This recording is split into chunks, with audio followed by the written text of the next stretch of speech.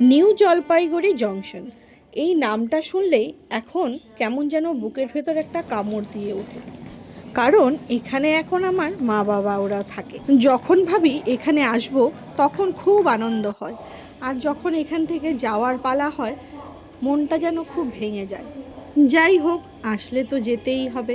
কিছু কিছু মানুষ আছে যারা দুঃখের সময়ও কি সুন্দর মোবাইল হাতে নিয়ে ভিডিও করতে পারে, আর আমি এখন অবধি বাপের বাড়ি থেকে আসার সময়ও বাবা মার বা নিজেদের ভিডিও করতে পারি না। জানি না কেন, কোনো দিন পারবো কি না ভগবান জানে। স্লিপার বন্দে ভারতে এখনও আমার ওঠার সুযোগ হয়নি, কারণ এনজিপি থেকে টাইমিংটা ঠিক না আমার জন্য। এই সিটিং চেয়ার কাটে আমি 4-5 বার উঠে গেছি, কারণ এখান থেকে মানে এনজিপি থেকে গুয়াহাটি আসার টাইমিংটাও খুব সুন্দর, আর খুব কম সময়ে আমরা পৌঁছে যাই কামাখ্যা। ট্রেনে উঠতে না উঠতেই জল চা সব চলে আসলো আমাদের হাতে।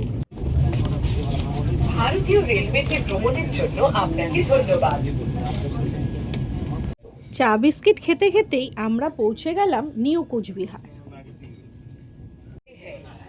তার পরপরই চলে আসলো আমাদের হাতে ব্রেকফাস্ট।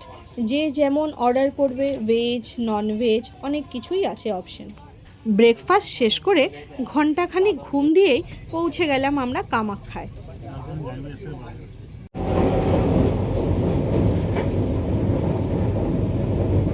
নমাৰ সময়ত আপোনাৰ Doors open on left side.